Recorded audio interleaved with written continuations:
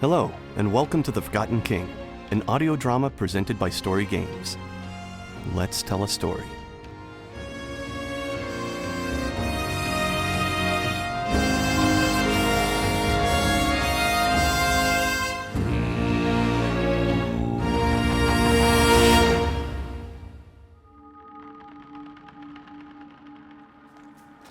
Someone lives in there? Prodos scoffed as he dismounted. The king and his circle were already approaching the door. His father was taking off his riding gloves as he answered. Yes, and we will be her guests. Hold your tongue if you choose to enter. I will take the watch outside, my king, Sir Cian said as he slipped into the foliage and began scouting the area. Raven took off in the other direction, likely doing scouting of her own. Zorian, Sir Halton Reed and Sir Melic Reach joined the king inside, while the rest of the circle formed around the entrance, swords in scabbards, but hands on hilts. Quintus, Prodos and Kyla followed just behind their father and the two knights of Arrenhal. When Kyla stepped inside, she couldn't help but bring her hand to her nose at the smell. It was like rotting pine and bird droppings, burning plants and mushrooms, and a strange, sharp, flowered scent that burned up her nostrils and into her mind. She coughed a little and winced, noticing Quintus and Prodos suffering from the same affliction. Prodos seemed to make more of it than it was, as was usually the case for him. "Oh, I'll need to bathe when I get home," he whispered, rolling his eyes back at his siblings. Quintus was laser-focused on the old woman lying on the floor at the back of the shelter. Kyla followed his eyes and saw a shape that may have been more forest than woman. Her garments were that of flowers and green leaves, mud and stick and vine. Parts of it seemed to penetrate her skin and come up again, twisting in and out of her like otters swimming along in a stream made of her skin. Her hair was matted and oily, nearly resembling a bird's nest. Her eyes were the most alarming, so blue it made Kyla's blood run cold. Her father knelt by the woman he used to know as Nessa's side and held her hand. It hadn't seemed like she was even aware there were strangers in her home yet. Odd, Kyla thought to herself. I didn't know exactly what I'd feel when I saw your face, sweet sister. But I am glad to find the same warmth in your eyes. Nessa, or Mariah, turned to him vaguely, as if someone had talked behind the king, a far distance away in the woods. Zorian pulled at Kyla's arms with his tall walking stick, guiding her over to him. What? She whispered to the old seer. She will not speak to your father, he prophesied. Then why did we come here? You mistake my meaning.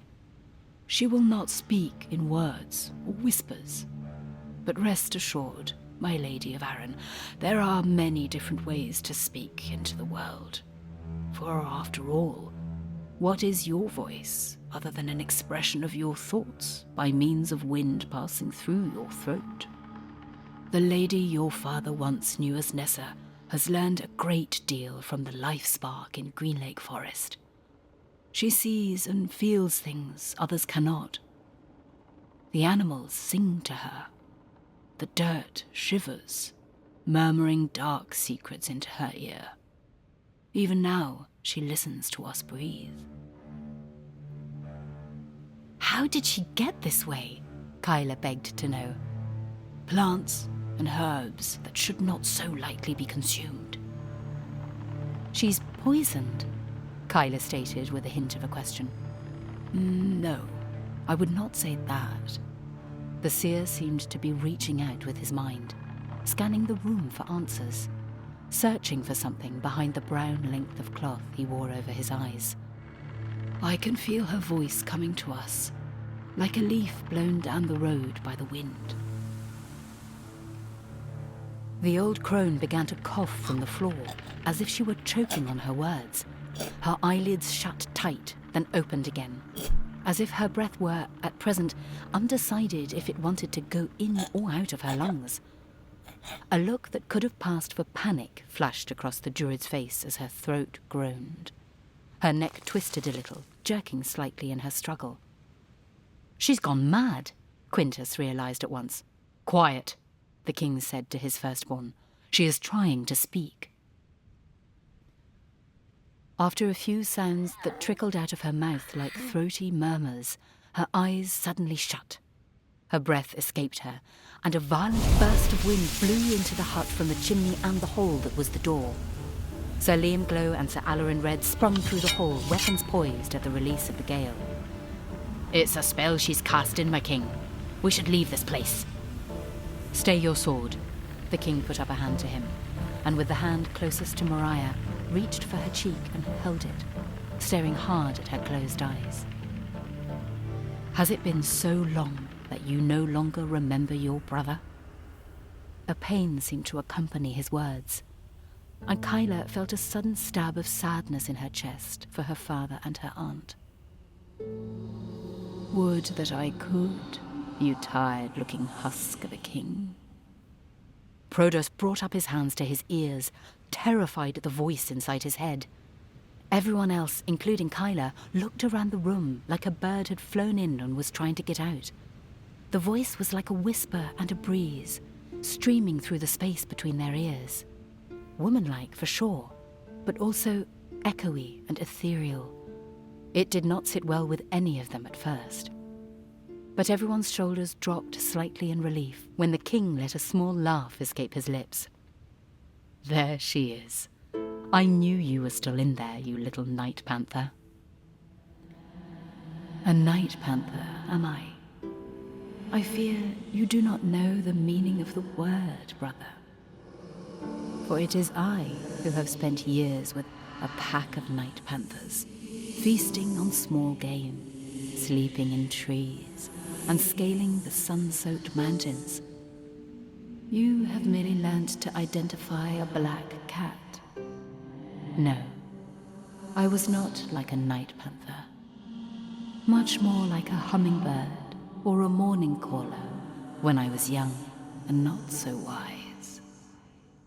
You were a curly-haired ball of joy. I'd accept that." "How is she doing this?" Kyla turned her attention back to Zoriant for an instant, but turned it right back to Mariah so as not to miss a beat. "It is as I said. There are many ways to speak," the old man replied. "And who is that over there, asking about my voice?" Mariah's eyes cut through the space between her and Kyla. Kyla's breath caught in her chest for a second, but she found a pocket of courage she was very much thankful to stumble upon. It is me, Gael Arron, your niece, if it pleases you, Aunt Nessa." Kyla stepped forward and managed a curtsy. It wasn't her best, but her best curtsy wasn't very impressive anyway. A vibrant star shining against a velvet night, in my mind's eye. It is beautiful to see you with my vision. "Then we are well met. Thank you for having us in your home. Such an Arron. Oh, Gael, you must have married a porcupine of a woman. Filled them toes to nose with all the right greetings and manners and formalities." "She filled them with much more than just practiced pleasantries. My children are strong of heart, mind, and soul, and I apologize for not bringing them sooner." The king looked warmly at his children. "It has been but a day, brother. But a day. Now, I would very much like to be introduced to those two summer oaks standing near my mushrooms. Then we shall discuss the reason for your visit." King Gael looked at Prodos first, which Kyla could tell irked Quintus ever so slightly. "I am your second-born nephew, Lady Nessa. Prodos." "I am not a lady, but I appreciate your attempt at titling me one." "And I am Quintus, your brother's firstborn, your eldest nephew." "The future king. I can see the weight of the crown on your shoulders already, boy. Be mindful of that, if you don't mind the advice of a weathered old woman.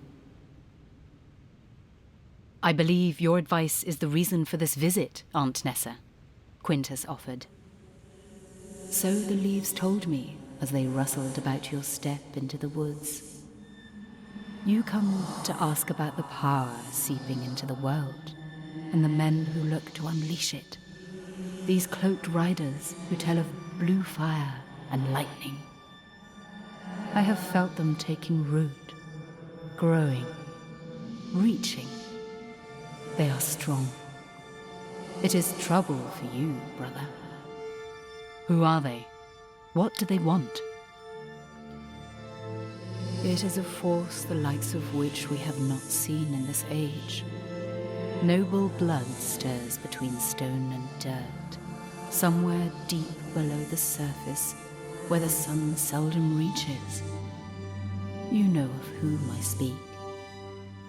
Perhaps not. Of whom do you speak? Must you keep your knowledge from me? There is nothing in this world harder to come by than knowledge. A single sliver of it can bring castles crumbling to the ground and empty the bowels of men onto the floor for beasts to feast on. I do not wish to bring further turmoil to your mind. I simply share what I know. Nothing more and nothing less. From the doorway, a few steps further in, still gripping his sword tight, Sir Alarin Red chimed in with sweat dripping down his brow. The air around him felt darker and colder than just a few moments before. Her words are riddles and cobwebs. She knows not what she says. Fungus plagues her mind. You must see it, my king. Zorion stood suddenly and approached the blue-eyed woman on the ground. No, I think she speaks of things more dire and urgent that we have all somehow forgotten. Something very important. Maybe even something we forgot. Do not touch that, my prince. To his right, Quintus and Protus had begun to inspect the wonderful varieties of oddities displayed around Mariah's hut. There were dead animals, plants, herbs, mushrooms of all different sizes and colours. Quintus had picked up an especially vibrant blue and green mushroom and was bringing it to his face to further inspect the tiny glittering motes that danced on the trunk of this little piece of the forest. Let him partake a little, Zorion the seer. He is not too young to feel the touch of nature's life spark and learn from her well. Nessa, if you could, that name left me some time ago, King of Arron. I grow tired now, dear brother, for it takes much of me to speak to you like this. Heed my words, then take your leave, if you will. How do I stop the riders, sister? King Gael pleaded one last time. The second age of Eldaron hangs in the balance in the days and years to come. I cannot see how it will end or begin. But this growing madness I feel in the dirt will play its role indeed. Something is coming for you, brother. For you and all that is yours. I will watch with many eyes, listen with the ears of birds and rabbits, and reach out for you on the wind whenever I can. The first turning proved your worth as a man with strength, sword and shield. I fear the coming battle will test your heart. The dirt will drink in blood as it did before. And one day, far from now, I see fire and lightning consuming the flesh of men if Eldaron stays in your hands. For a reason she wasn't quite sure of in that moment, a deep hole opened up in Kyla's chest, and all her hopes and thought of the future seemed to fall backwards into it. As long as there is an Arron left in Arron, Eldaron will never suffer such a fate. An unfortunate promise, I fear. For no one can stop what will be. The king stood, having heard enough, and turned to address his men and his daughter. It is time we leave. My sister's words are filled with more dread than insight. If I have troubled you all, I regret it. I do remember a time when feelings like worry and doubt would grab hold of me and lead to restless nights. Let me leave you with this. Your best chance lies in each other. For the fate of the world should never be decided by one or two, but should be instrumented by all who live in it, for better or worse. Harm comes from well-intentioned deeds, and unexpected triumph awaits at the end of paths shrouded in cloud and shadow. Hold each other near. Barricade yourselves in each other's trust and love. That is the only way to fight off the storm rolling in from the east. We are in your debt, sister, the king smiled. Be well, brother king, and linger not on the dark times to come. With that, the druid woman let her head fall to the side as her muscles relaxed and her body seemed to instantly fall asleep. Without another word, the king passed out of the forest home, his sons and guards following just behind. Kyla stayed for a moment, looking at the sullen, resting face of her aunt as Zorion appeared next to her, watching on with his blind eyes. What did she mean, Zorion? Will the world bleed into the dirt like she said? Kyla asked, unable to stop her mind from drifting to what the end of the world would look like. It might, he concluded, holding his walking staff tightly, but not if there are others like us who will stand against its end. And for the first time in Kyla's life, Zorion held her hand. She wasn't sure why he had chosen that moment as the first moment to do it, but she was very glad he had.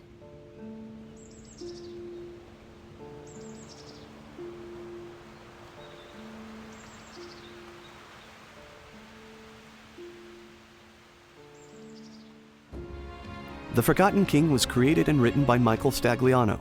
Story by Michaela Oberhofer, El Silito, Matthew Pajad, Maisie Foth, Matthew O'Connell, and Steven Stagliano. Voice narration by Kitty Liddon. Sound design and scoring by Chris Kirk. Produced by Greg Wood and Emil Hanton.